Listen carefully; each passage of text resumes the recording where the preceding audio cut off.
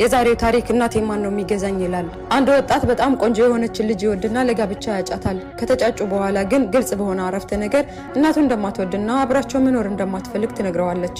እሱም ብትወደውም እናቱን ግን ልትወድለት አልቻለችም። እናቱን በእድሜ የገፉ ስለነበሩ ልጅቷ ብዙ ታስቸግራቸው ጀመር። ከዛም ልጁ እንደማያገባትና እንደሚለቃት አስረግጦ ሲነግራት ልጅቱ ልጁን ስለምትወደው ደነገጠች። እንደምታስተካክልና እናቱን እንደምታከብር እንዲያገባት ተማጸነችው።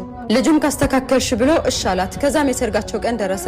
ምሽት ላይ ሰዎች በተሰበሰቡበት መሃል እናቱ ተጋባዥ እንግዶችን ለማስተናገድ በደስታ ሽር ጉድ እያለች ነው። ከዛ ሙሽሪት በንዴትችን አሮጊት እናትን ወዲያ በልልኝ አታሳየኝ ከቻልክ እንዳውም ሽጣት አለችው። ልጁም ፈገግ ብሎ ተነሳና ሰዎች በተሰበሰቡበት መካከል እናቴ ማን ነው የሚገዛኝ አለ ለ3 ጊዜ በተከታታይ። እናቱም ከልጃቸው አንደበት የሰሙትን ማመን አቃታቸው። ማዘንና ማልቀስ ጀመሩ።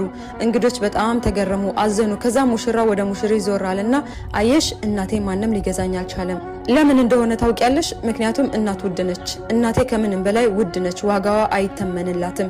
እኔ ግን እናቴን እገዛታለሁ፣ አንቺን ደግሞ ሸጥሻለሁ አላት። ከዛ ሙሽራው ፈትቼሻለሁ በማለት የሰርጉ ቀን ቀለበቱን ከፊቷ ላይ በመወርወር ትቶላት እናቱን ይዞ ሲወጣ ወዲያው ከእንግዶቹ አንዱ ተከተለውና እንዲህ አለው፣ ለሴት ልጅ ካንተ የተሻለ ጥሩ ልጅ አላገኝም፣ ፍቃደኛ ከሆንክ ልጅ ልዳርክ ብሎት ልጁን ይዞት ወደ ቤቱ ወሰደው። ልጁም የዛን ሰው ልጅ ሲመለከታት እጅግ ውብና አደበኛ ነበረች። አገባት። ለባሏም ሆነ ለባሏ እናት ፍቅሯን ያለ ገደብ ተሰጣቸውና ትንከባከባቸው ጀመር። ሐታ የወለደቻት እናቷ እስክትመስላት ድረስ የሚጠበቅባትን ሁሉ መወጣት ጀመረች። ከዛ በኋላ መልካምና ደስተኛ የሆነ ህይወትን መኖር ጀመሩ። አንድ ነገር ለአላህ ብሎ የተወሰው አላህ ከዛ የተሻለውን ነገር ሁሉ ይወፍቀዋል። እኛ ሴቶች ከዚህ ቪዲዮ ብዙ ነገር እንማራለን ብዬ ተስፋ አደርጋለሁ። ወደ መልካም ነገር ያመላከተ ሰው የሰራውን ያክል አጅር ያገኛል ብለዋል ረሱል አለይሂ ሰላቱ ወሰለም።